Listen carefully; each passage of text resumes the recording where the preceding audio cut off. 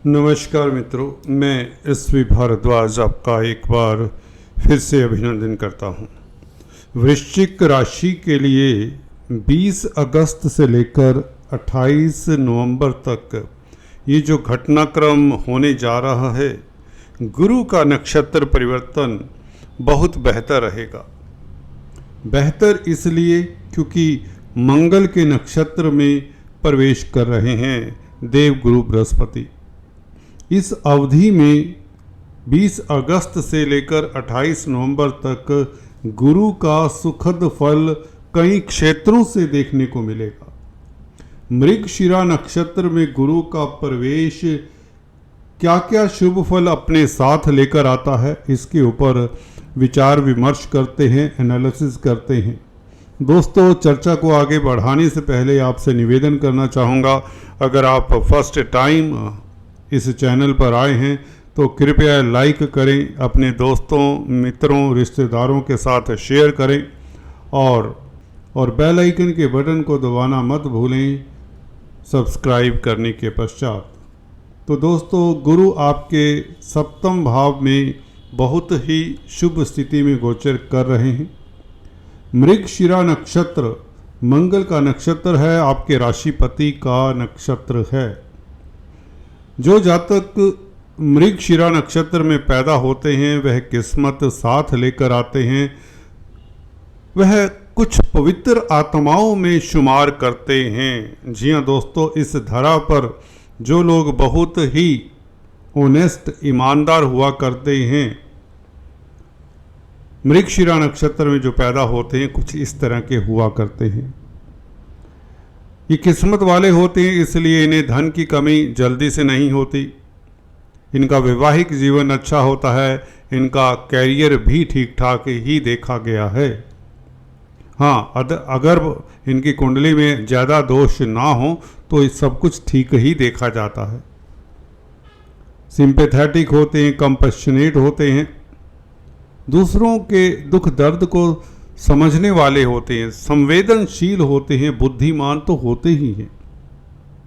आर्द्रा और रोहिणी नक्षत्र में जो लोग पैदा होते हैं उनके साथ इनकी अच्छी निभती है जहाँ तक वैवाहिक जीवन की बात है।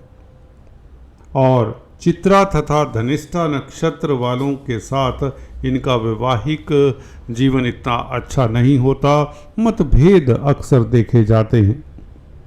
इनकी रुचियां, इनका कैरियर देख लें, आर्ट, कला, राइटिंग, पेंटिंग, कोई भी क्रिएटिविटी का काम है, पोइट्री, अच्छे पोइट होते हैं, ये कवि होते हैं, फिलोसोफर होते हैं, दार्शनिक। तो कला से इनका संबंध देखा गया है। एग्रीकल्चरिस्ट, फार्मिंग के साथ भी इनका नाता अच्छा होता है क्योंकि भूमि पुत्र हैं मंगल, और मंगल का ये नक्षत्र मृगशिरा नक्षत्र इनको स्वभावता ही फार्मिंग की ओर खींचता है। जो भी भूमि से निकलने वाले खाद्य पदार्थ हैं उनके प्रति भी ये आसक्त देखे जाते हैं। सर्वेइंग जो करते हैं, जो लोग सर्वे मैप्स बनाते हैं, सिविल इंजीनियरिंग का एक हिस्सा होता है सर्वेइंग करना। जियोलॉजी, जी हाँ दोस्तों, जियोलॉजिस्ट अच्छे हो सकते हैं ये लोग। लैंड डेवलपमेंट का काम, कोलोनाइजर्स इत्यादि भी अच्छे होते हैं। एनीवेज, ये कुछ एरियाज हैं जिन एरियाज में इन्हें खास रुचि रहती है और कैरियर तो इनका अच्छा होता ही है। तो ये था कुछ मृगशिरा नक्षत्र में पैदा होने वालों के रुचि के कैरियर। गुरु आपके सप्तम भाव में, दोस्तों, सप्तम भाव में गुरु एक ऐसे ग्रह हैं आपके लिए रामबाण का कार्य करते रहेंगे मई 2025 तक। मैं अक्सर बताता आया हूँ, राशि से द्वितीय भाव में, पंचम भाव में, सप्तम भाव में, नवम भाव में और एकादश भाव में जब जब गुरु का गोचर होता है तो गुरु इन 5 स्थानों में अच्छा फल देते हैं। 5 राशियों के लिए कहें तो ये अच्छी स्थिति में होंगे उनमें से एक राशि आपकी है जिसके लिए ये सप्तम भाव में गोचर कर ही रहे हैं। तो सोने पे सुहागा वाली बात होने जा रही है, क्योंकि मंगल इनका मित्र है और आपके तो राशिपति हैं। मंगल लगन के मालिक हैं, पहले भाव के मालिक हैं। तो मंगल के नक्षत्र में प्रभाव को जानते हैं गुरु कैसा फल दे सकते हैं 28 नवंबर तक। देखिए, गुरु सप्तम भाव में बैठकर आपके लगन को प्रभावित करते हैं।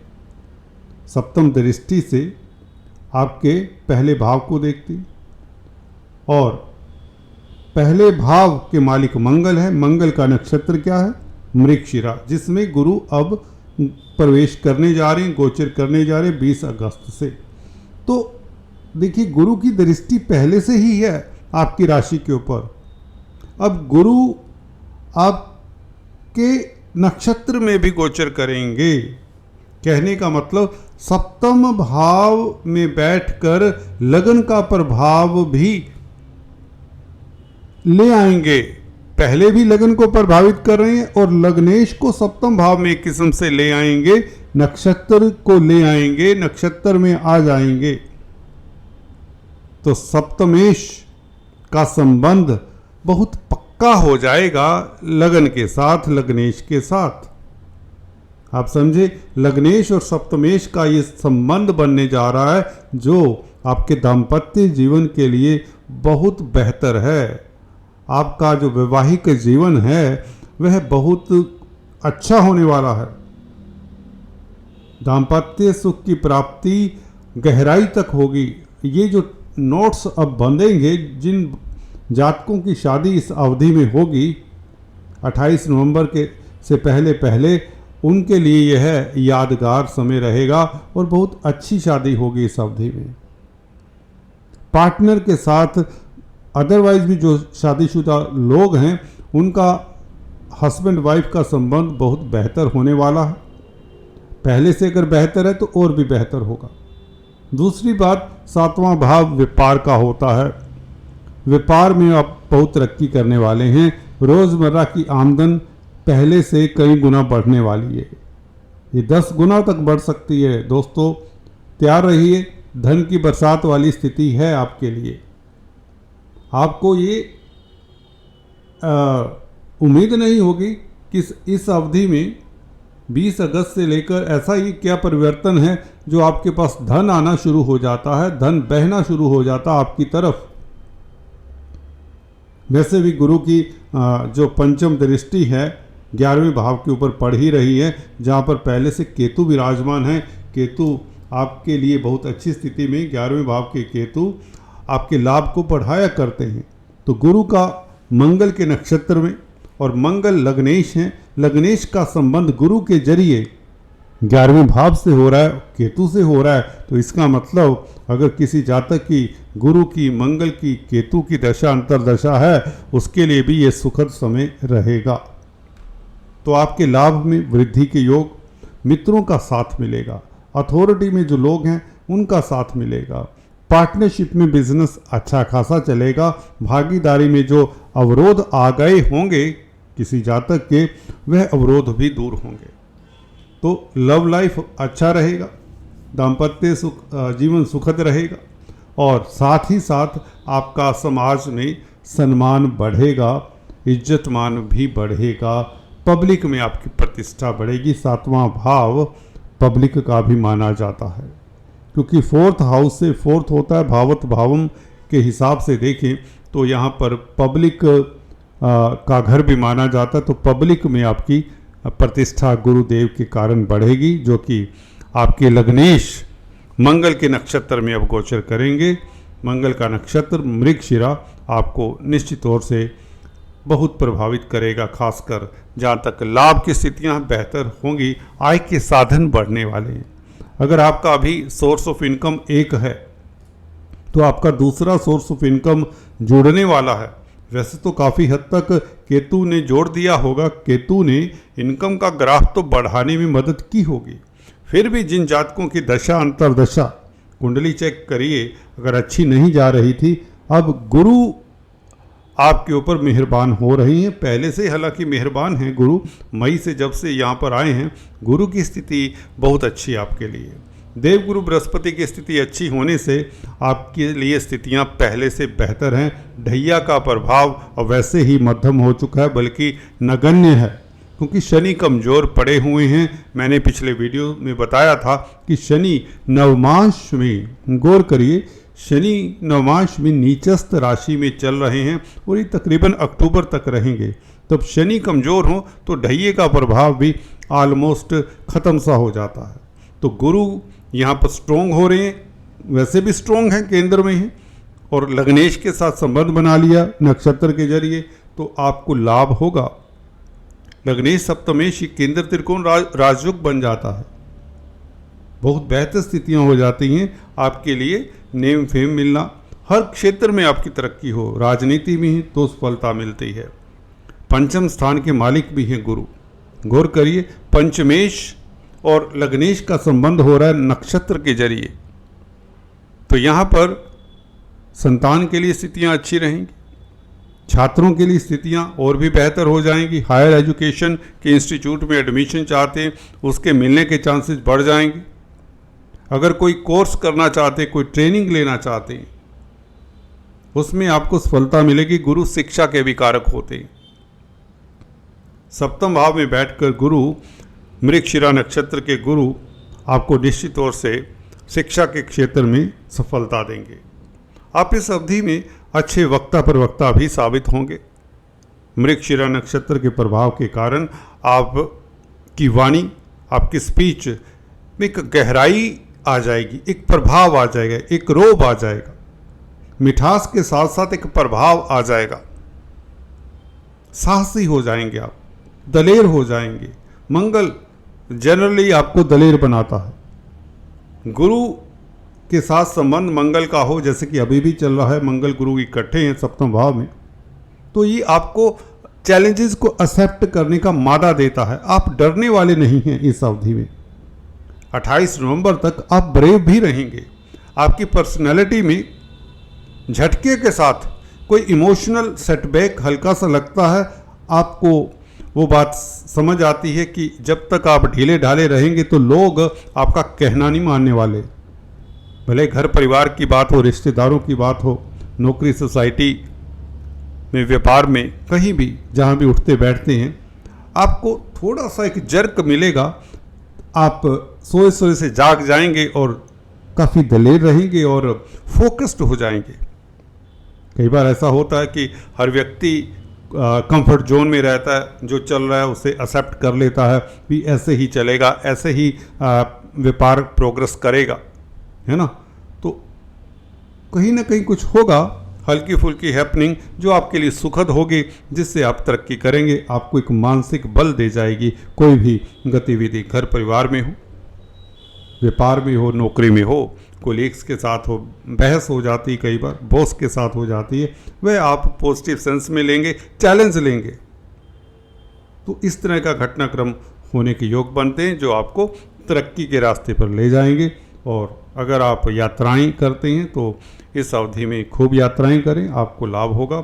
विदेशी कामकाज, एक्सपोर्ट इंपोर्ट के कार्य में आपको सफलता मिलने वाली, खासकर अगर आप भूमि से संबंधित कामकाज करते हैं, खाद्य पदार्थों से संबंधित कामकाज करते हैं, कोई ग्रोसरी स्टोर रन करते हैं, या कोई शिक्षा के क्षेत्र में कोई कामकाज करना चाहते हैं, तो ये समय बहुत उत्तम रहेगा। You can open up your self, you can be a good guide, good teacher.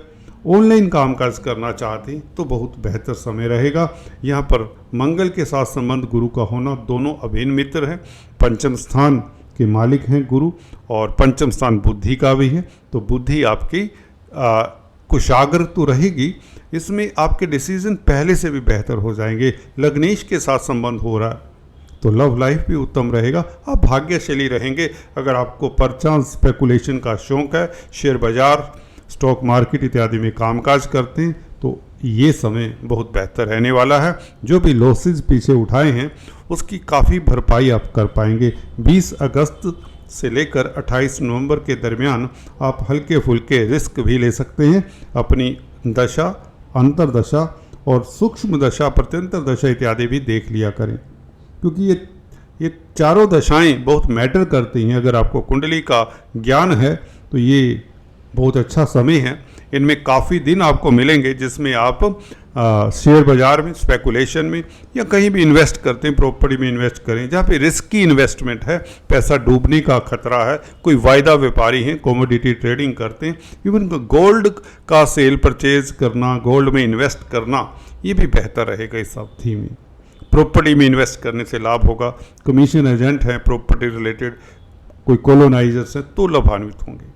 दोस्तों बहुत बेहतर समय है। हालांकि आप कहेंगे मंगल तो मिथुन राशि में 26 तारीख को पहुंच जाएंगे। दोस्तों यहाँ पर बचाने के लिए ही गुरु मृगशिरा नक्षत्र में आए हैं यहाँ पर, क्योंकि एक नक्षत्र सप्तम भाव में है गुरु के जरिए, 2 नक्षत्र दूसरे हैं, तो 33% आप टोटली सेफ हो जाते हैं। अष्टम भाव में मंगल ऐसा ही होता है कि आप इस अवधि में वाहन इत्यादि ध्यान से चलाएं, बस इतना कहना चाहूँगा। और ये ज़रूरी नहीं है कि आपकी कुंडली में अगर मंगल की दशा अंतर्दशा है तो आपको ध्यान देना चाहिए, अदरवाइज़ हनुमान जी की उपासना करना बहुत हेल्पफुल रहेगा और कोई दिक्कत नहीं है। खासकर अगर आपके अष्टम भाव में क्रूर ग्रह हैं तो then you have to be watchful, otherwise there is no problem. ये राजयोग कारक ही रहेंगे मंगल, और गुरु तो आपको मंगल का बेहतर फल देते ही रहेंगे। सो डू नॉट वरी, गुरु के इस नक्षत्र परिवर्तन के कारण मंगल का फल भी अच्छा रहेगा अगले 3-4 महीनों में, बल्कि 6 महीनों में। इस साल के अंत तक मंगल का प्रभाव आपके लिए बेहतर ही रहेगा। इसकी चर्चा हम करते रहेंगे मासिक राशिफल में।